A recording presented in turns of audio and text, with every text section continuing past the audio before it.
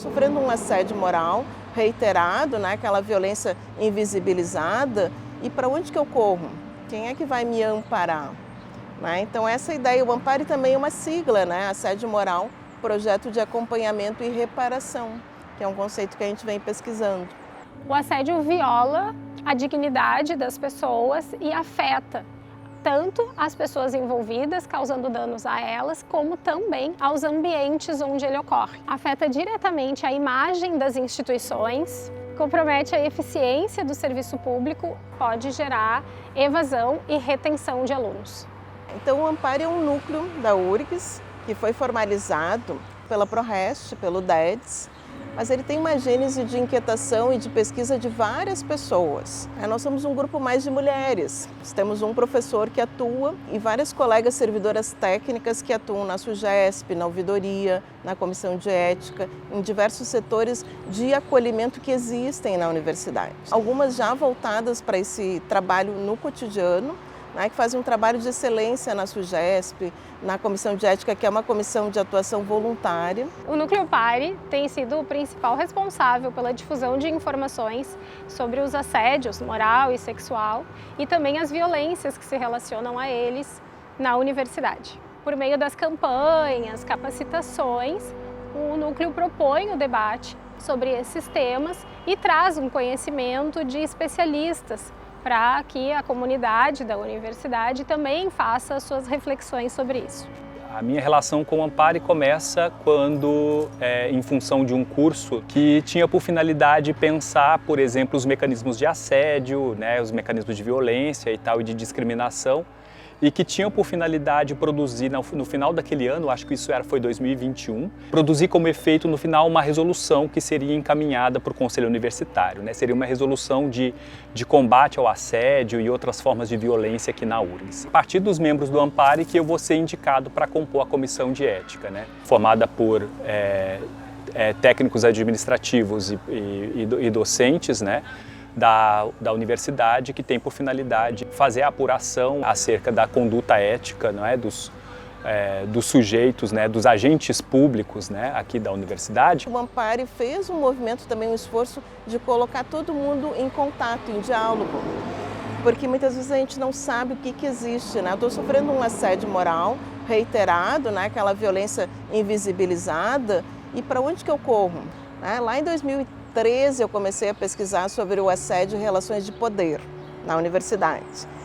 Aí propus uma capacitação para a EDURGS, isso em 2020. Nós tivemos assim mais de 50 inscritos na capacitação. Então eram muitas pessoas querendo debater e pensar o assédio moral, sobretudo, mas o assédio sexual também, e outras formas de violência, né, e discriminação. Na URGS, a ouvidoria é também a unidade de gestão da integridade.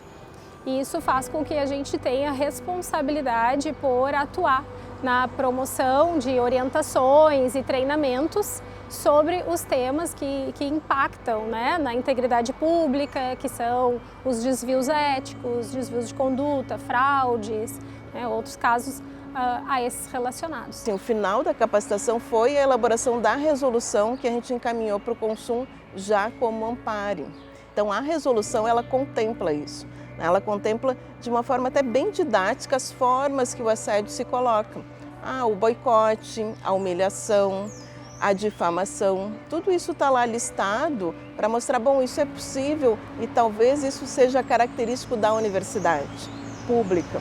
Uma vez que é aprovada essa resolução, né, criar um conjunto de políticas institucionais para poder dar conta do enfrentamento às questões relacionadas a assédio e violência. Então, hoje a gente tem uma resolução, que é uma resolução que institui o combate à discriminação, ao assédio e à violência na URGS, que é fruto, não é, desse trabalho coletivo aí que foi produzido ao longo do ano de 2021. Né? E isso tem produzido um conjunto de efeitos na própria universidade. Né? Essas iniciativas do Ampare, que ao estabelecer o debate, ao promover a reflexão, difundir conhecimento, impactam para que a gente tenha a construção de uma cultura de respeito na universidade e também de não omissão em caso de situações de assédio. E isso vai gerar também a criação de uma cultura de integridade na universidade no que diz respeito a esse tipo de quebra ou irregularidade, né, ou quebra de integridade. O desdobramento da capacitação foi a motivação para que outros projetos fossem criados, como o Acolhes EFID e a Comissão de Direitos Humanos no IFCH. Nesse ano de 2023, por exemplo, a gente teve o Conversações Afirmativas, que é organizado pelo DEDS, Departamento de Educação e Desenvolvimento Social, que convocou, né, um conjunto de projetos de extensão, programas que estão institucionalizados, né, aqui na URGS para pensar as ações que esses programas estão fazendo, né, para enfrentar o assédio, a violência e a discriminação. A gente tem o grupo de trabalho do próprio Consum, que tem feito um levantamento, uma investigação sobre como que a URGS, que mecanismos a URGS tem para combater o assédio e a discriminação. Em 2022, ao longo do período de aprovação da resolução, que é pioneira no país, a URGS tem, né? E já serviu de exemplo para outras universidades, a Federal de Roraima, por exemplo, lá do outro lado do país, né? Mas assim, nós produzimos textos, né? Consultamos referências sobre o que é o assédio moral, o que é o assédio sexual, o que é reparação, né? O que é esse conceito. Não é só dano com uma busca de um recurso, né, referente àquilo, uma reparação mais simbólica. Quais são os canais de denúncia?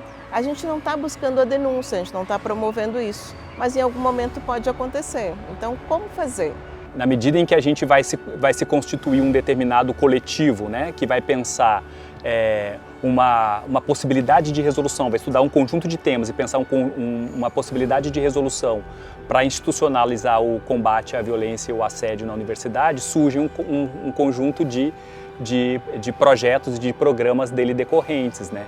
Então, por exemplo, o Acolhes EFID, que é o programa que eu coordeno, ele é vinculado ao Núcleo Ampare, que está vinculado ao DEDS, né?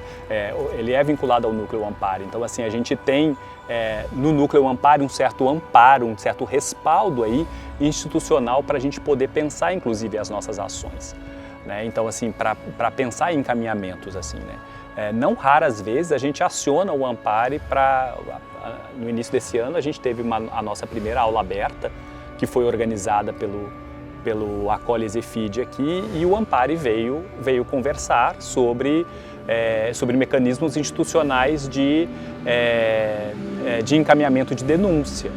Mas também o Ampare tem, assim como foco, e aí por isso a campanha que eu vou explicar, a prevenção. Então, quais são os mecanismos que a gente tem nos nossos setores, nas unidades, para prevenir essa violência e as discriminações diversas, né?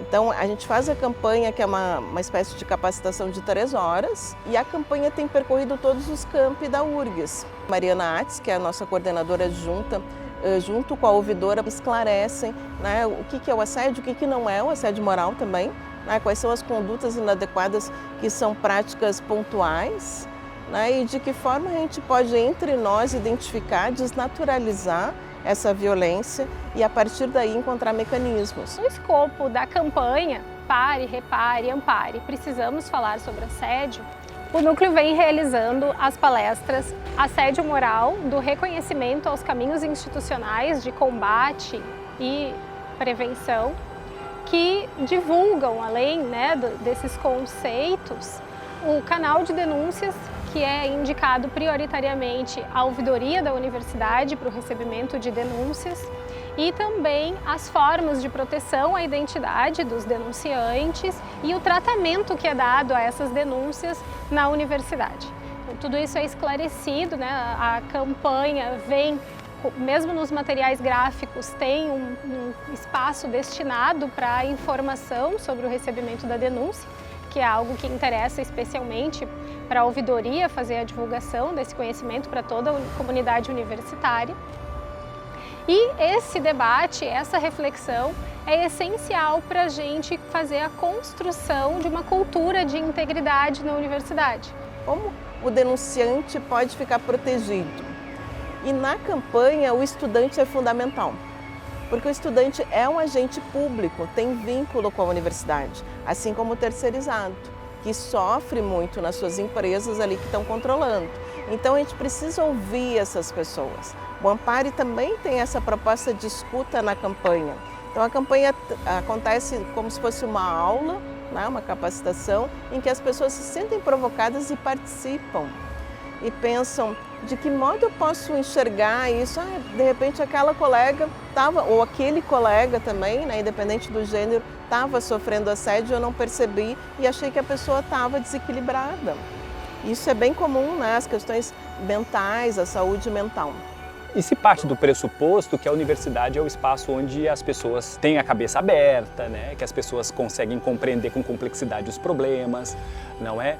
Mas é um espaço como outro qualquer, né? Tem a complexidade de pessoas muito distintas aqui dentro, relações de poder, né? Interesses divergentes, né? Posicionamentos políticos muito diversos. Isso produz conflitos, né? Então, assim, eu acho que a ideia do Ampare, assim como os diferentes projetos e os diferentes setores que tem na URGS, é que as pessoas não sejam discriminadas pela orientação sexual ou pela identidade de gênero, né? Que as pessoas possam estar aí e conviver tranquilamente e pacificamente nesse espaço. Tentar equalizar esses processos, né? Equilibrar um pouco a balança, né? Mostrar como que, do ponto de vista das relações do poder, as coisas estão assim desiguais, né? Esse é o grande efeito que, no meu modo de ver, o Núcleo Ampare tem produzido assim, na universidade. Disparou muitas coisas, a resolução disparou muitas coisas, o Núcleo Ampare disparou muitas coisas, né? E tem produzido efeitos em diferentes unidades, Porque a ideia é a gente produzir como resultado, né, relações que sejam, né, pacíficas, que sejam relações que não sejam relações abusivas, né? Que sejam relações que sejam saudáveis entre os sujeitos, né? Independente do cargo que ocupa, das posições em que estão, né? Então, assim, é um pouco essa perspectiva, né? O estudante, ele precisa de um amparo, o estudante não sabe como a universidade funciona. A gente entra com 18, 19 anos ali e não tem ideia do que é uma congrade, uma coordenação de curso, né? Se eu preciso de um apoio emocional, a universidade oferece, tem uma pró-reitoria dedicada a isso. Então o Ampare também vai mostrando na campanha, nessas atividades, no ciclo também de debates, quais são os canais possíveis e o que o estudante está sentindo. Daí talvez a tese da produtividade no pós-graduação, né, estudante de pós-graduação, ali se aplique.